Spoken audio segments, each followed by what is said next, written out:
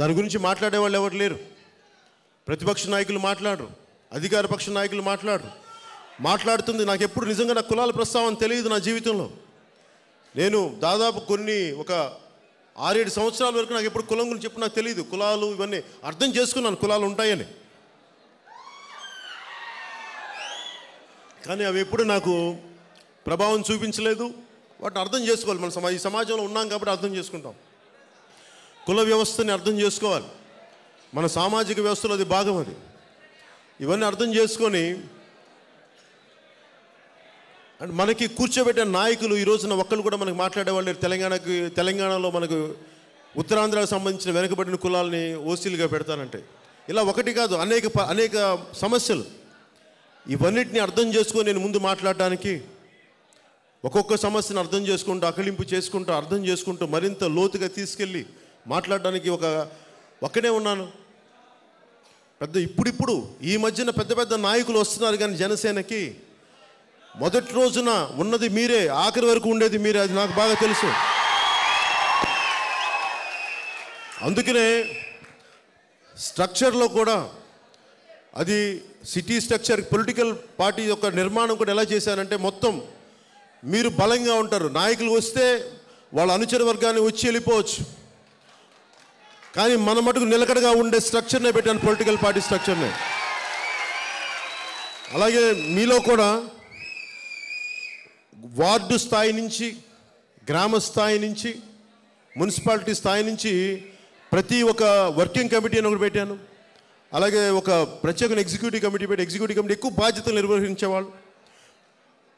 అలాగే చిన్న party positions ఏమైనా ఉంటే ఆ స్థాయి పొజిషన్స్ ఏమైనా ఉంటే అది మీరే ఎన్నుకోండి, నేను ఎన్నుకోండి. మీకు 25 మందికి నేను గుర్తిస్తాను మిమ్మల్ని. ప్రతి ప్రాంతంలో ఏ వ్యక్తి మిమ్మల్ని లీడ్ చేయాలనేది మీరే ఎన్నుకోండి, మీ 25 మంది కలిసి. అలాగా ప్రతి చోట, ప్రతి నియోజకవర్గంలో, ప్రతి మండలం, ప్రతి గ్రామంలో కూడా ఇదే స్ట్రక్చర్ పెట్టాను. ఇది నిర్మాణం నేను వదిలేసిన ఈ రోజుకి ఇది సంపూర్ణంగా జరగడానికి కొంత సమయం తీసుకుంటూ ఉంటుంది. ఎందుకంటే మనందరం రాజకీయాలే కొత్త. కానీ నాకు రాజకీయాలు కొత్త కాదు. నాకు చిన్నప్పటి నుంచి విపరీత రాజకీయ అవగాహనతో పెరిగిన వాడిని. సడన్గా సినిమాలకు వచ్చి నేను సినిమాల్లో పేరు వచ్చింది కదా అని చెప్పి రాజకీయాలకు వచ్చిన వాడిని కాదు. నేను నిజంగా ఏదో చెయ్యాలని తప్పనున్నవాడిని చిన్నప్పటి నుంచి.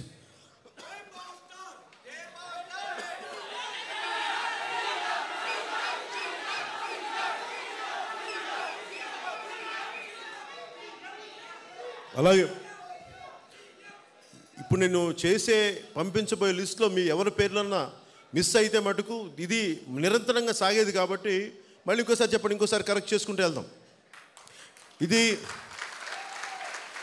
ఎందుకంటే నేను ఒకటి చెప్తున్నాను, మీ అందరికీ చాలామందికి సందేహాలు ఉంటాయి. వీళ్ళు వచ్చేస్తున్నారు, వీళ్ళు వెళ్ళిపోతారు, ఆ పార్టీ నుంచి వచ్చారు, వీళ్ళ మీద ఈ అవినీతి ఆరోపణలు ఉన్నాయంటే దయచేసి మీరు అర్థం చేసుకోవాల్సిన అవన్నీ నాకు తెలియనంత అమాయకుడేం కాదు.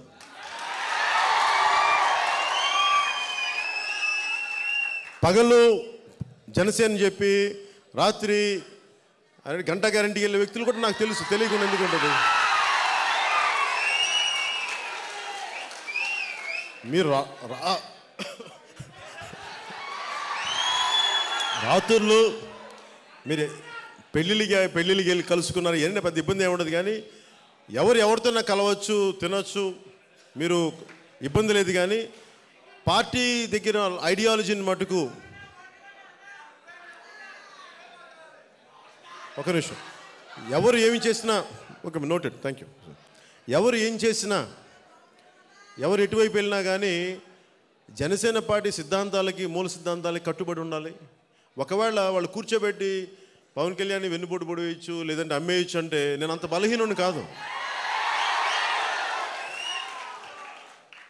అంటే నేను అంత బలహీనమైన వ్యక్తిని కాదు. ఒక మాట అంటే కూర్చోబెట్టి కుంచుకుపోయాను, మాట దెబ్బ పడితే ఇంకా దెబ్బకి పెరిగిపోతాను. మళ్ళీ దెబ్బ కొడితే ఇంకా బలం వచ్చేస్తున్నాను.